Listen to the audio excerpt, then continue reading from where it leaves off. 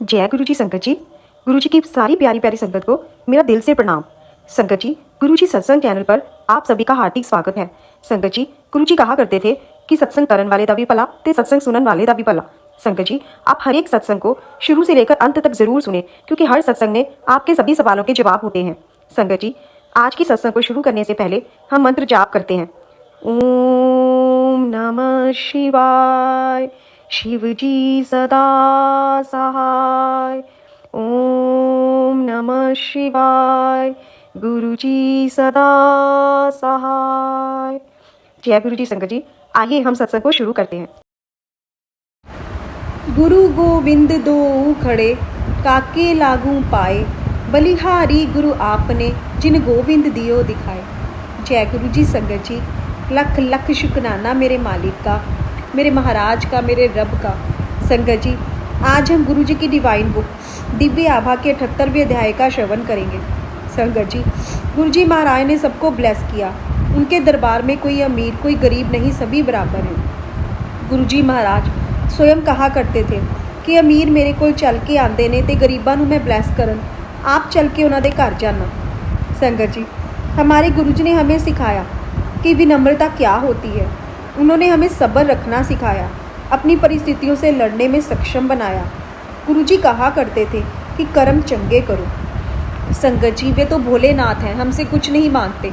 बस उन्हें यदि श्रद्धा भाव से एक फूल ही समर्पित कर दें तो वे उसी में खुश हो जाते हैं। संगत जी, गुरु जी महाराज ने हमारे हर कष्ट को अपने पे अंतरित कर लिया, हमें कष्टों से मुक्ति दिलाई।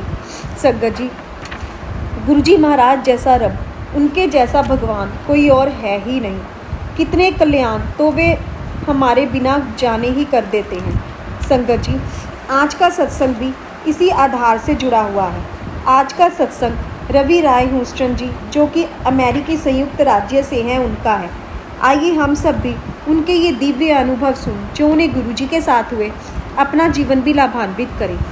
नाविक का मार्गदर्शन। 1995 में श्री राय, जो अब एक जहाज के कप्तान हैं, जालंधर में अपने घर पर थे जब उनकी बाईं आंख की दृष्टि धुंधली हो गई। परीक्षण से पता लगा कि उनकी आंख के पीछे के पर्दे में आ रही एक स्नायु में समस्या थी।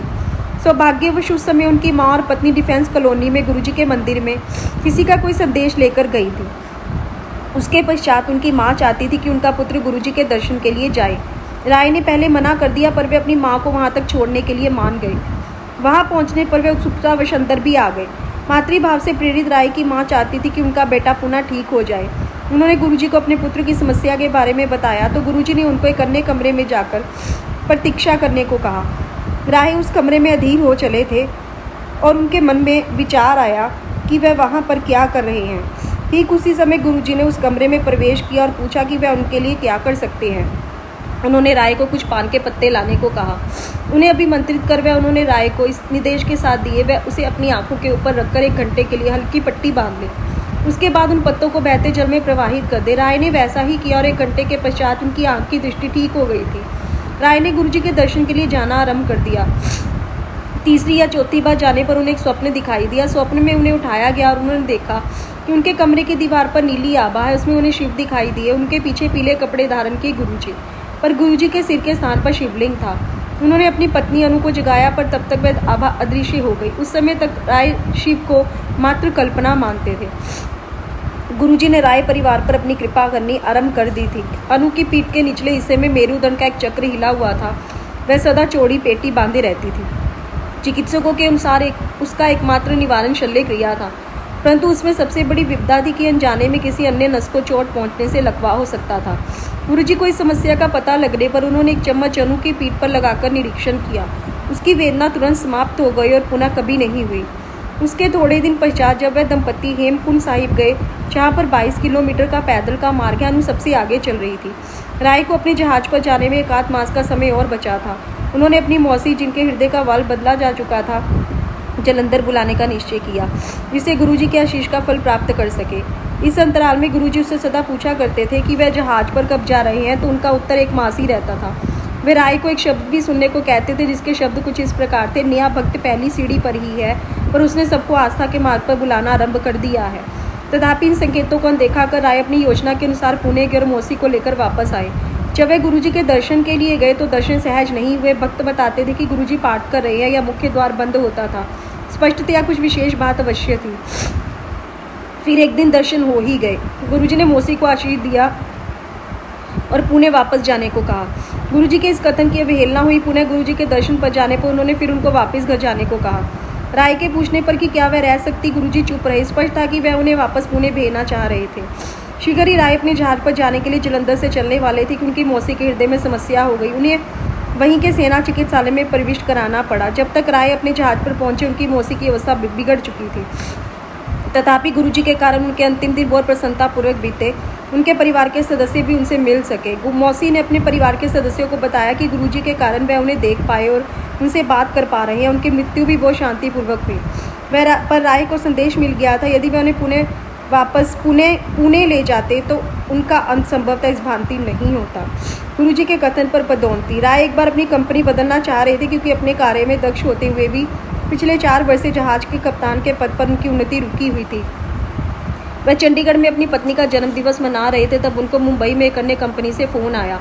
उन्होंने उन्हें कप्तान का पद पर लेने की बात कही। राय गुरुजी की आज्ञा लेने दिल्ली आए तो गुरुजी ने केवल घूमा कहकर दे दी। मुंबई पहुंचकर राय ने नियमानुसार अपने स्वास्थ्य परीक्षण करवाए और फिर उस कंपनी के अधिकारियों से मिले। वार्तालाप करते हुए उन्होंने उनके व्यवहार में परिवर्तन देखा। वह उनको कप्तान बनाने से पूर्व 2 मास तक जहाज पर कार्य करने को कह रहे थे। राय ने मना कर दिया। वापस आकर उन्हें पता लगा कि उनकी पुरानी कंपनी उन्हें वापस बुला रही थी। गुरुजी ने उनके साथ कार्य करने का परामर्श दिया। फलस्वरूप राय स्कॉटलैंड गए, जहां पर उनका जहाज बंदरगाह पर आने वाला था। जहाज 2-3 दिन देरी से आया और वह वहीं पर रहे। जिस दिन जहाज आने वाला था, राय को एक स्वप्न आया। उन्होंने गुरुजी को उन्हें एक तिथि बताते हुए देखा, 15 जुलाई।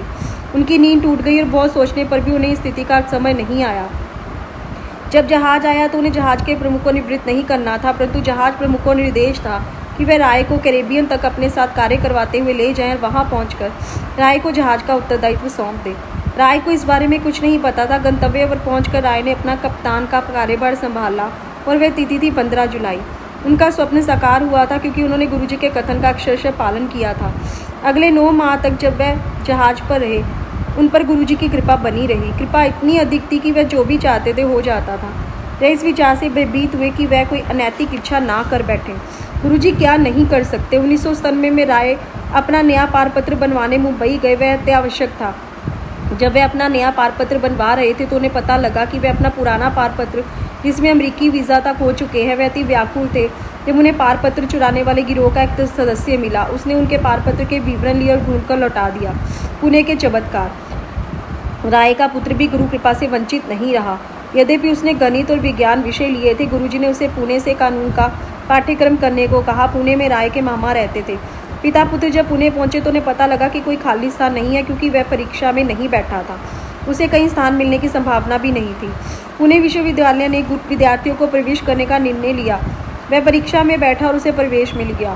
गुरुजी ने उसके प्रवेश मिलने पर कहा कि केवल उसको प्रवेश दिलाने के लिए उन्हें 60 अन्य छात्रों को प्रवेश दिलाना पड़ा। फिर गुरुजी को उसे हर वर्ष उत्तीर्ण भी करना पड़ा। उस पर दिव्य कृपा बनी हुई थी। जब गुरुजी ने कहा कि उसके मित्र तो उत्तीर्ण होते रहे हैं, वे प्रत्येक वर्ष उत्तीर्ण रहा है। राय के मामा जी भी लाभान्वित हुए। एक बार गुरुजी ने राय को अपने मामा जी को देने के लिए अपना एक चित्र दिया। यह अचंभे की बात थी क्योंकि राय ने कभी गुरुजी से अपने मामा जी के बारे में बात नहीं करी थी। जब पुणे में राय ने चित्र अपने मामा जी को दिया तो उनके मामा बोल उठे कि गुरुजी को कैसे पता है। राय को कौतूहल हुआ, वह सही बात जानना चाहते थे। यह दुख की बात थी कि राय के मामा जी को विवाह के 30 वर्ष होने को आए थे, किंतु उनके यहाँ संतान नहीं हुई थी। ये दात्रेय माँ से संतान करवाना चाह रहे थे, पर वह प्रयास भी सफल रहा था। गुरुजी का चित्र आने के पश्चात उनके मामा जी के यहाँ पुत्र उत्पन्न हुआ। उस समय तक वे गुरुजी से मिले भी नहीं थे। पुत्र होने के उपरांत वह पुणे से गुरुजी के दर्शन करने आने लगे। मध्य रात्रि 3:30 टोक्यो राय जाके। राय और उनके परिवार के सदस्य गुरुजी के अनुयायी थे। उनके पिता दर्शन के लिए नहीं आना चाहते थे। उनके माता अनुसार मनुष्य को अच्छा रहकर केवल ईश्वर से संबंध बनाकर रखना चाहिए, क्योंकि उनके ना आने की बात से असहमत भी नहीं था। एक दिन राय परिवार गुरुजी के दर्शन के लिए अपने पिता को यह बोलकर आए कि वे शहर जा रहे हैं। जब वे गुरुजी के पास आए तो उन्होंने यह जानते हुए कि वे अपने पिता से क्या कहकर आए हैं, उनको शहर जाने को कहा। राय परिवार घर लौटा और प्रेरित होकर अपने पिता को गुरुजी के बारे में बताया। गुरुजी ने पिता की भी रक्षा करी। गुरुजी की आज्ञा पर राय परिवार अपना घर जालंधर से चंडीगढ़ बदल रहा था। परिवार पहले गया और राय के पिता सामान ला रहे थे। उसमें गुरुजी का चित्र भी था। जिस दिन राय के पिता चंडीगढ़ में नए घर में पहुंचे, उनको दिल का दौरा पड़ा।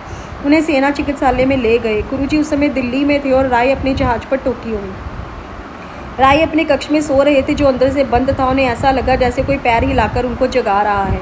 उसी समय उनकी पत्नी का फ़ोन आया कि उनके पिता की स्थिति ठीक नहीं है। राय ने उत्तर दिया कि उन्हें अभी भी गुरुजी ने जगाया और वे पिता की भी रक्षा करेंगे।